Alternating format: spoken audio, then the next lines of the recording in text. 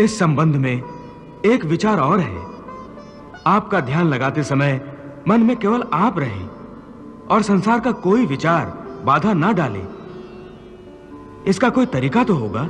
हाँ, एक आसान तरीका तो है, परंतु वो कोई विधि नहीं है, बल्कि एक गुर है, एक योगिक कला है, जिससे ध्यान लगाने में बड़ी सहायता होती है।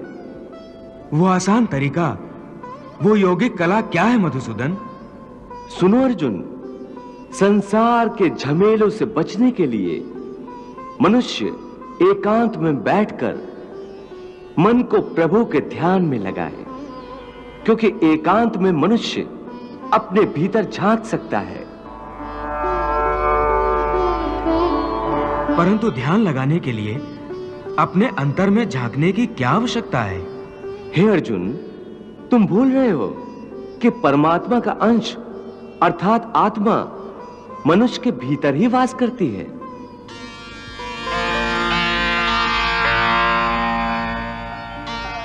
इसी आत्मा से संपर्क ही प्रभु से मिलन का पहला चरण है।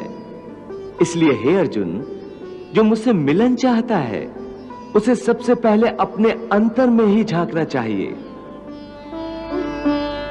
और यह तभी संभव हो सकता है जब मनुष्य का अपना शरीर उसके नियंत्रण में हो।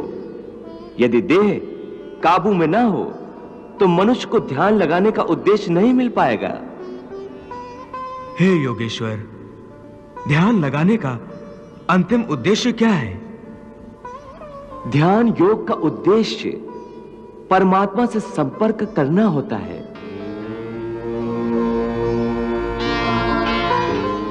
परंतु इसके प्रथम चरण में मनुष्य को आत्मशुद्धि प्राप्त होती है, स्वच्छता मिलती है और ध्यान लगाने वाले का अंतर निर्मल हो जाता है। हे अर्जुन, जब तक मनुष्य अपने अंतर की शुद्धि नहीं कर लेता, परमात्मा से ना तो संपर्क कर सकता है और ना ही आत्मा परमात्मा में लीन हो सकती है।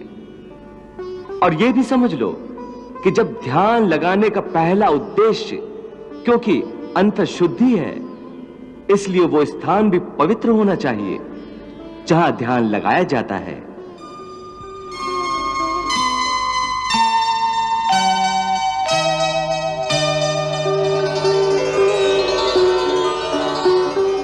हे अर्जुन, मेरा ध्यान लगाते समय मनुष्य को चाहिए कि वो अचल बैठकर अपनी पीठ, सिर और गले को समान और सीधा रखे और अपनी दृष्टि को अपनी नाक के अगले भाग पर इस तरह जमाए कि दूसरी सारी दिशाएं आंखों से ओझल हो जाएं।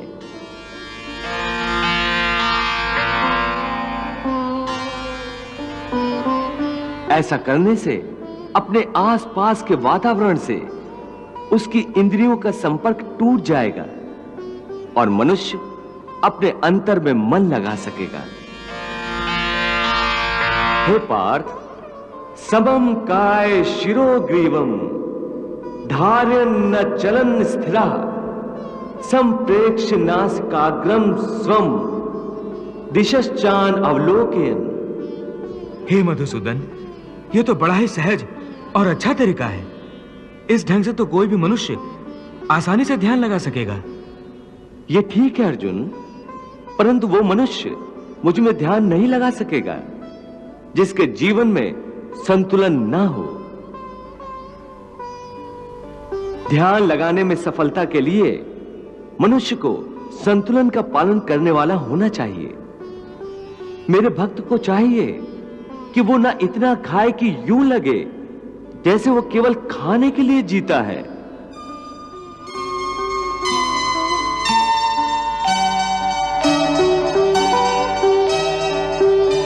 ना ही इतना कम खाए कि हड्डियों का ढांचा बन जाए,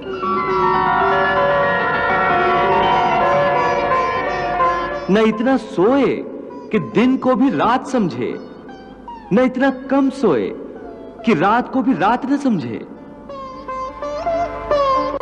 युक्त आहार विहारस्य युक्त चेष्टस्य कर्मसु युक्त स्वप्नावबोधस्य योगो भवति दुःखः। यदि सुख मिले तो खुशियों से नाचने न लगे, और यदि दुख मिले तो रो रो कर अपने आप को हलकान न करे। दुख सुख की हवा के झोंकों से न भड़कने बुझने वाला मनुष्य उस दीपक की ज्योति की भांति होता है जो तेज हवा में भी सीधी और अडोल रहती है।